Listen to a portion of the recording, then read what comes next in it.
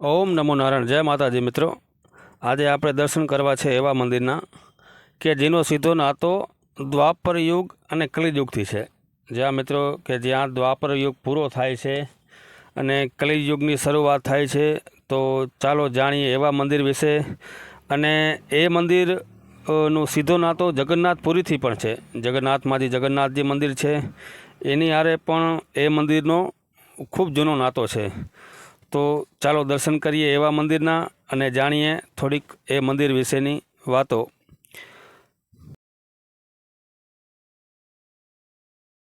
તો મિત્રો આપણે આવી ગયા છીએ સોમનાથની બાજુમાં આવેલા ભાલકા તીર્થ મંદિર.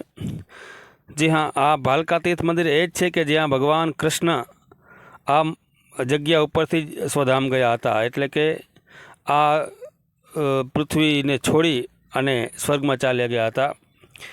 આ એ જ મંદિર છે જ્યાં પારાધીએ એમને બાણ મારે છે અને ભગવાન સ્વધામ પધારે છે.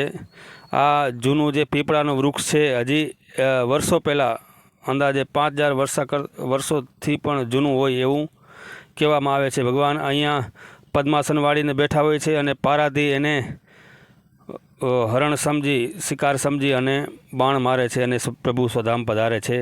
આ પાછળ કુંડ આવેલો છે.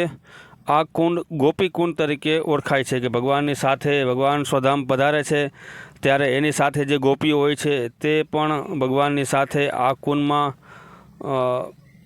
સમાઈ જાય છે અને એ પણ ભગવાનની સાથે સ્વધામ પધારે છે. આ મંદિર આવેલું છે સોમનાથથી માત્ર 5 કિલોમીટર દૂર. સોમનાથ એટલે પ્રભાસ ક્ષેત્ર. આ જગ્યા બધી પ્રભાસ ક્ષેત્રથી ઓળખાય છે.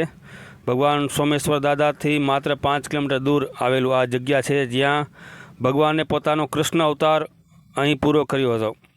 ભગવાને રામા અવતારમાં વાલીને જે વરદાન આપ્યું હતું કે કૃષ્ણ અવતારમાં એ અહીંયા પૂરું થાય છે. આ સોમેશ્વર દાદા ભગવાન સોમેશ્વર જ્યોતિર્લિંગ છે અને આ મંદિરનો સીધો નાતો જગન્નાથપુરીનો પણ છે. અહીંયા જ ભગવાન સોમેશ્વર દાદાના દર્શન કરી અને આપ અહીંયા દર્શન કરવા પધારી શકો છો. આ માત્ર સોમનાથ દાદાથી ખાલી 5 કિલોમીટરના અંતરે આવેલું છે પ્રભાસ ક્ષેત્ર. પ્રભાસ ક્ષેત્ર કે જ્યાં વાલીને ભગવાન રામે જ્યારે રામા અવતારમાં બાણ માર્યું હતું ત્યારે વાલીએ ભગવાનને પ્રશ્ન કર્યો હતો કે પ્રભુ તમે મને શા માટે બાણ માર્યું. એટલે ભગવાને કીધું છે કે કૃષ્ણ અવતારમાં તું મને બાણ મારજે. એ કૃષ્ણ અવતારમાં એ ભગવાન બાણ પારાધીને બાણ મારે છે અને ભગવાન સ્વધામ પધારે છે. આ સોમેશ્વર દાદાની પાછળ આવેલા આ દરિયામાં જ્યોતિર્લિંગ છે, શિવલિંગ છે જેનો અભિષેક સમુદ્ર કરે છે કે જે ત્યાં કંઈ અભિષેકની જરૂર નથી હોતી. આપમેળે આ શિવલિંગ બની જાય છે અને જેનો અભિષેક દરિયો કરતા હોય છે કે સમુદ્ર કરે છે. આ મંદિરની બીજી એક વિશેષતા વાત કરીએ તો પ્રભાસ ક્ષેત્રથી માં આવેલું આ ભગવાન કૃષ્ણ એટલે કે ભાલકા તીર્થ. એ ભાલકા તીર્થમાં જ્યારે ભગવાન સ્વધામ પધારે છે ત્યારે ભગવાનનો જે પાર્થિવ દેહ હોય છે એને બાળવામાં આવે છે. એ દેહ અડધો બળે છે ને અડધો બળતો નથી. એમ કહે છે કે એ દેહને પછી જે અડધો બળેલો દેહ છે એને આ સમુદ્રમાં પધરાવે છે અને અહીંથી એ જે સમુદ્રમાં એમાં એનું હૃદય ચાલુ હોય છે અને એ જે અડધો બળેલો ભાગ છે એ જગન્નાથપુરીમાં નીકળે છે અને ત્યાં જ ભગવાન જગન્નાથના મંદિરમાં એને ભગવાન જગન્નાથની મૂર્તિમાં એ લાકડાનો જે હિસ્સો હોય છે એને રાખવામાં આવે છે અને એ હૃદયના ધબકારા ત્યાં ચાલુ રહે છે. અને આજ પણ જ્યારે ભગવાનનો જ્યારે રથયાત્રા નીકળે છે ત્યારે ભગવાનને એમ કહે છે કે મૂર્તિ બદલાવે છે અને એ મૂર્તિ બદલાવે ત્યારે ભગવાનનું જે હૃદય છે એ બંધ કમરામાં એક જગ્યાએથી એક સ્થળમાંથી એક લાકડામાંથી કાઢી અને બીજી મૂર્તિમાં એક જે લાકડાની મૂર્તિ હોય છે એમાંથી કાઢી અને બીજી મૂર્તિમાં પધરાવે ત્યારે જેમ જીવંત વસ્તુમાં જેમ હૃદય બદલાવે છે તે જ રીતે એ લોકો બદલાવતા હોય છે. એવી માન્યતા છે અહીંની. આ જગન્નાથપુરી ભગવાન દ્વારિકાનાથ જેમ પશ્ચિમમાં છે એમ પૂર્વમાં આવેલું આ જગન્નાથપુરી.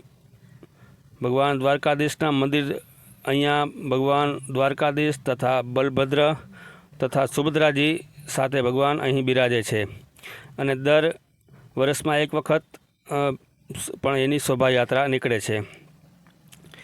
જે રીતે ભગવાન દ્વારકાધીશને પૂજવામાં આવે છે તેટલું જ મહત્ત્વ આ જગન્નાથપુરીનું છે. તો આપણે અને અહીંનો ચમત્કાર આપ જોઈ શકો છો કે હવાથી વિપરીત દિશામાં આ ધ્વજ જે છે એ ફરકતો હોય છે અને કોઈ પણ પક્ષી આ મંદિરથી ઉપર ઉડતું નથી અને કોઈ પણ વિમાન આ મંદિરની ઉપરથી જતું નથી, એવી અહીંની લોકમાન્યતા છે.